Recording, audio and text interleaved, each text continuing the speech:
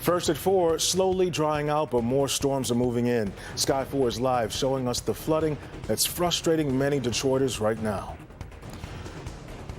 Numerous cars trapped by flash floods. Just imagine the expenses so many drivers are facing right now.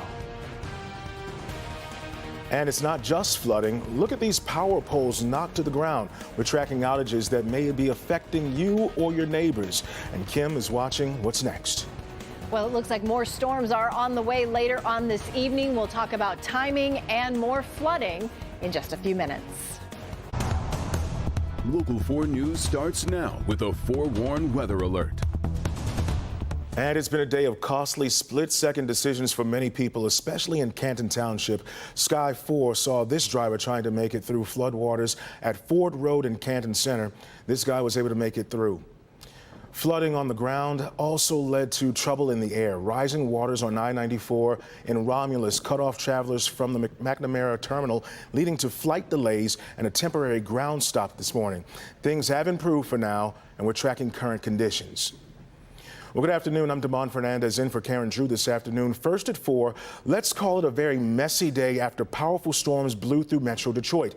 Sadly, we're not going to be getting much of a break. Before we can get to our forewarned weather update, let's talk about the power outages and damage to several power poles. When Sky 4 flew over West Bloomfield just before noon, we found several power poles knocked down, one after the other, between Maple Road and Pontiac Trail. DTE's latest count of power outages is 35,000. It predicts 85% of those affected by last night's storm should be restored by the end of the day. And here's a live look at I-275 near I-94. That's been a huge trouble spot all day. Right now, you can see flooding still a problem there. So let's get over to forewarned meteorologist Kim Adams to see where things stand right now and what's coming up next. Kim, just a touchy situation all over the metro area. It really is, and unfortunately, now that the ground is already saturated, we're expecting more rain on top of it, more heavy rain, and unfortunately, more flooding as well. Our severe risk is pretty high. It's a level 3. That's an enhanced risk. Goes from marginal up to high. So this is a level 3, and then you go north of I-69, it's a level 2. But regardless, we are expecting strong to severe thunderstorms to roll in later on this evening.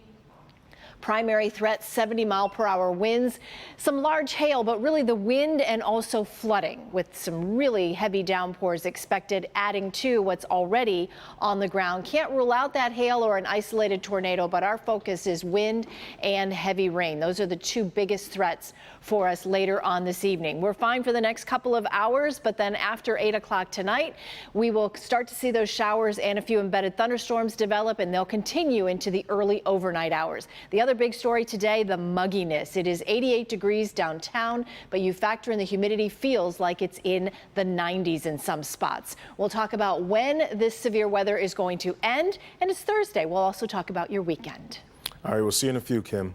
Well, travel troubles, flooded parking lots, and stranded drivers. There's a lot to talk about through our evening newscasts, first at 4, 5, and 6. So let's get things started with Hank Winchester, who's monitoring things at Metro Airport, and Victor Williams in Canton Township. Victor, you're up first. What have you been seeing out there? Well, thankfully, Damon, it does look like the water is starting to finally decrease just a little bit. You see all of these drivers still trying to make their way through what's left of the flood, but even still, some are concerned that this is only the beginning. I'm pretty surprised. It's flooded over here before, but not this bad. I've never seen it like this. Ford and Sheldon was one of the intersections with the most floodwater accumulation resulting from last night's storms. High waters left some drivers stranded, causing them to get out and leave their cars behind. I was stranded in water. I tried to help this elderly lady. Her name is Annie. I ended up taking her to Sumter. And I'm just getting back. These young men, however, decided to get out the kayaks and help themselves. Got up at 5:30 this morning to go to work at the golf course and couldn't pull out of my driveway, so decided to have some fun and help some people out, get the kayaks out and push some cars out of the water that stalled out. Oh, and by the way, right now you're seeing them kayaking in the parking lot of a strip mall in the area. Some stores clearly flooded as well. The water, way less than ideal to be in. A shower won't hurt. Shower, get some soap. I mean, better than helping people and having them stranded here sitting in the water by themselves. Some unfortunately had the water to enter into their homes, like Mary Ann Vasovich. My basement in a house is flooded. Everything is kind of bad. This man is just afraid of what's to come. With the upcoming storm that we have coming in, probably 6:30, 7 o'clock tonight, it's only going to get worse. And as you guys can see, crews are here right here at the strip mall, pumping as much water out of this parking lot as possible. Notice the doors also. They have now placed sandbags in front of the doors for that Sephora specifically. So hopefully the flooding inside the building is not so bad. But coming right up at 5 p.m., we're going to be talking to more drivers about what it was like to navigate through all of the water. For now, we are live in Canton. Victor Williams, Local 4. It looks like a big inconvenience out there. Thanks, Victor. Live in Canton Township. Now let's move to Hank Winchester, who's been following the situation at Metro Airport. Hank, we're talking about a big ripple effect here. Yeah, Damon, as you can imagine, complete chaos today at Metro. The good news, the terminal is open and some traffic is now flowing here to the McNamara terminal. Let's go inside because I need to show you the scene in here. I have never seen this terminal so crowded in all its years. You can see just hundreds of passengers hoping to catch their flights. Unfortunately, many either delayed or canceled.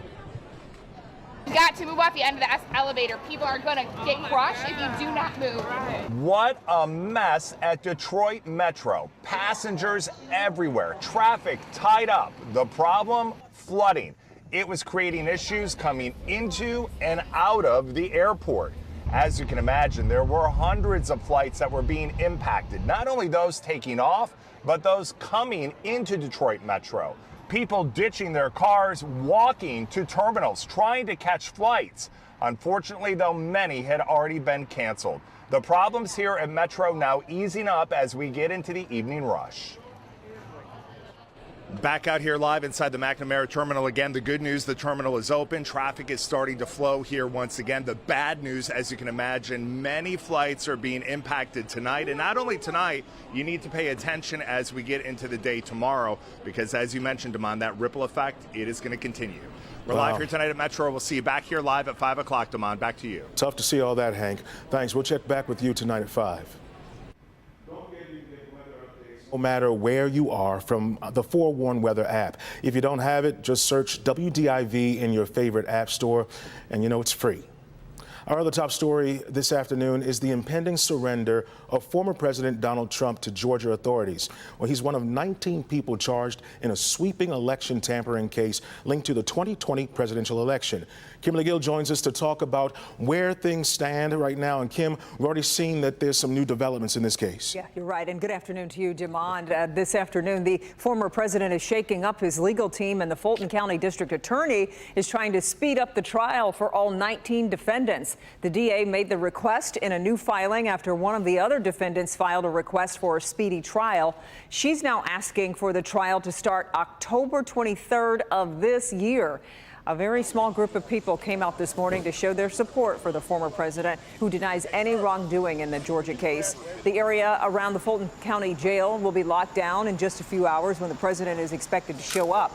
Meanwhile, the former president has hired a new lead attorney in Georgia. Stephen Sadow describes himself as a special counsel for white-collar and high-profile defense teams. Fulton County Sheriff says he expects Trump will be treated just like any other defendant when he shows up, and we should expect to see a mugshot at some point. This is the fourth criminal case filed against the former president since March. He maintains he is not guilty of all the charges against him. A short time ago, Trump's former chief of staff, Mark Meadows, turned himself in, even as he's fighting to move his case to federal court. The former president has already negotiated a $200,000 bond, and he's been warned against threatening or intimidating any witnesses. He's expected to surrender sometime between 7 and 7:30 p.m. tonight. We'll have a full wrap-up for you tonight on Local 4 News at 11. For now, though, Demond, we'll send it back to you. All right. Thanks, Kim.